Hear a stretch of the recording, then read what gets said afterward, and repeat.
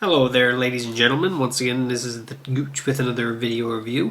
I'm going to keep this one kind of short because there's a lot of reviews out there, but I thought is a good stepping point for my future reviews that are going to be coming. Most of my reviews in the past have been focused on iPhone accessories, iPad accessories, and accessories for my computer and software and stuff like that. This one I'm going to do on my new iPad, and I know it's been out there for a few months now, or at least several months now, so I thought I'd do it anyway because I'm going to be doing a lot of reviews on it, and so I thought let's just go ahead and get right into it. It's going to be short, but sweet. How about that?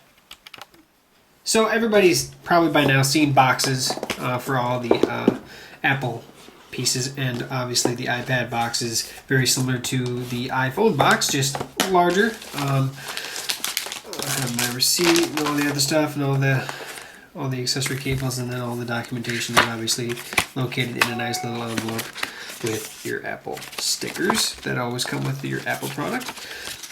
Nothing new, and I don't like to bore people with the same thing over and over, even though most people are probably not going to watch this video, because if you don't know what an iPad is by now, you're kind of living under a rock. And if you don't know what the new iPad 3 is like, or the new iPad, then what's the point? However, this is my iPad. I put on the in-case mag snap case on the back, as well as the Apple magnetic, just the smart cover. I actually used the old rendition because I liked the orange, which they don't offer anymore. But here you go. You can actually see the old iPad 2 mag, the smart cover on the new iPad. Fits just fine. Everything works just like it is supposed to, and fits just like it's supposed to on the magnetic side here as well. This is actually, to be honest, this is my second iPad already. I dropped my first one accidentally and hit my case right here. You can see there's a nice little gouge on the case and bashed the aluminum. Actually, this plastic bashed in the aluminum, which bashed in and cracked the glass in this whole corner here. Was all kind of shattered. However, I bit the bullet, paid Apple for a replacement unit, and here's where I am today. Thankfully now I have insurance coverage on it, but I didn't at the time, unfortunately. Everybody knows that the big feature on the iPad, the third generation iPad, the new iPad, is the Retina display, which is by far worth every penny over the iPad 2 in my opinion, the extra $100. I had the 32 gig version, which obviously is another $100, so I paid $5.99 for this puppy. The big thing, obviously, we know that the screen is much better than the iPad 2, and that is the big ticket item, but as you can see in the specs, the graphics and the processing power is a little higher. They specifically with the graphics, because obviously they had to. They're dealing with a lot more screen real estate than they were with the last one.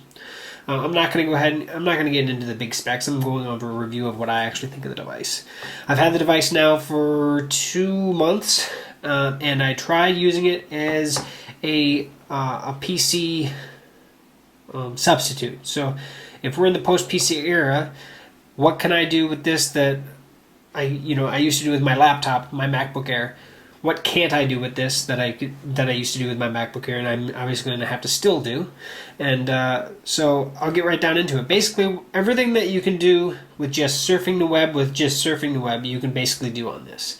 There are a few limitations with Flash-based sites and stuff like that, but obviously the web is really, I think, contoured around the fact that tablets are going to be a main market share now, and there are a lot less sites that are specific to Flash and things that aren't going to look good on a tablet. That said, there are various browsers you can get for the iPad, just like with anything else. I do mainly use Safari for my main browser, but I have used Chrome as well, and my brother actually uses Atomic, and I've also I'm going to probably toy with a few of the other ones in the future, and those would be App Gooch reviews. So check out my other YouTube channel, App Gooch, which I haven't had updated recently, but I'm going to have several software reviews specific for iPad software. That said, almost everything you can do on the web just as a browser, you can do on the iPad.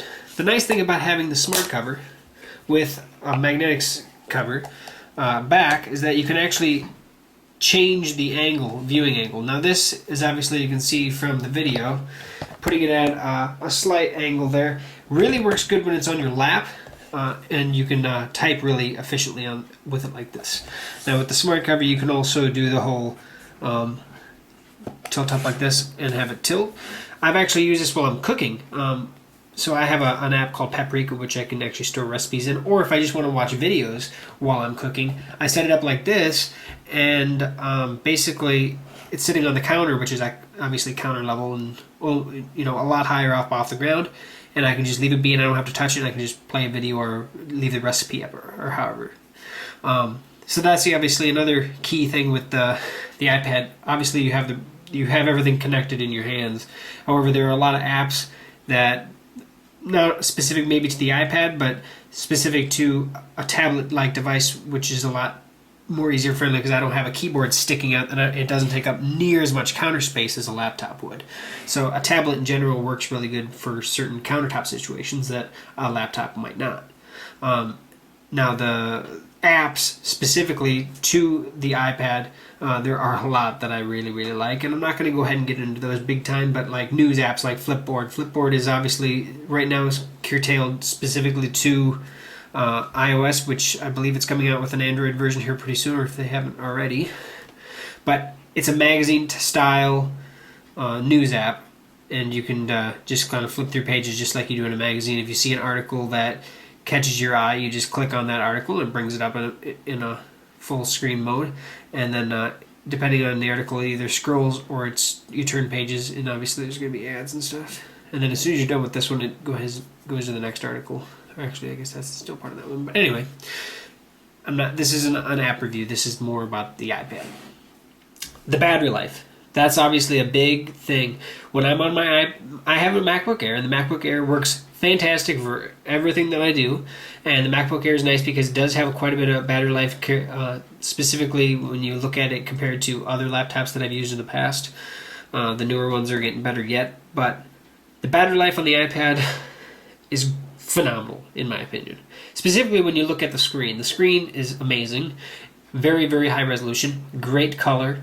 And you would think that with it on all the time, because, I mean, when you're looking at everything, it's always on when you're using it, you think that the battery life would last longer. Now, this iPad I've had off the charger, kind of used it on and off since about 7:30 this morning. It's about 12:30.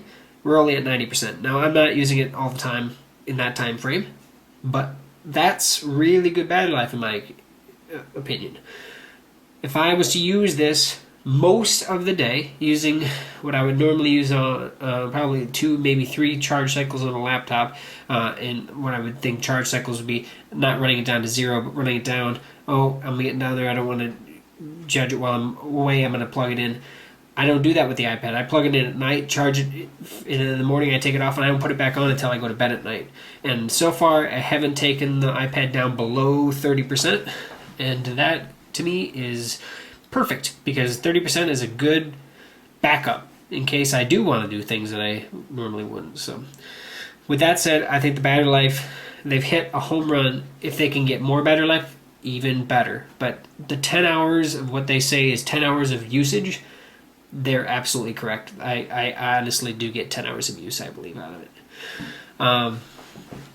Other things are going to be more curtailed to apps and accessories, and I do have some more reviews. So make sure you kind of stick by and look for my future reviews. But for that, I can get into the settings and everything like that, and I think most people have already gone through this stuff. But if you want a good, very nice, very beautiful tablet, the new iPad, the 3rd generation iPad you can't go wrong with it. And I can't wait to see if, supposedly, they're bringing the iPad mini. If they do, great. I don't have a need for it because I have an iPhone, and I don't need something in between the large scale iPad and my iPhone.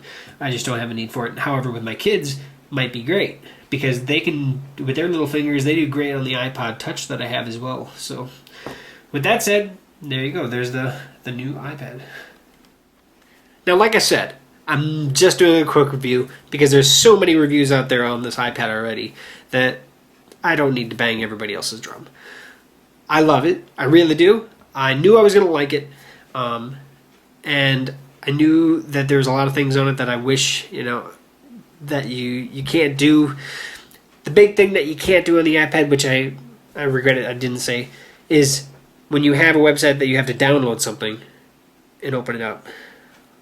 Unless it's a document or something, you're out of luck there. There's no really file storage. Like, it's just like any of the other Apple iDevices, the iPhone, the iPod, everything's about the same. You can't go to a website and have something, I got to download this and send it there. There's a lot of lockdown situations with that, and obviously a lot of it's for security or Apple's controlling ways, but that's just how it is. But for the majority of people that are just looking to get something to browse the web and do simple things, you really can't go wrong with the iPad. The iPad 2, I just actually sold one on eBay, my brother's old one, and obviously I've played with that several times.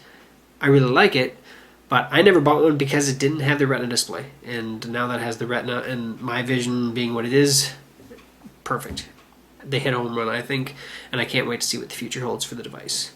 With that said, I hope you enjoyed the small review that you just watched. I have a lot more coming, specifically in the accessories department for my iPad.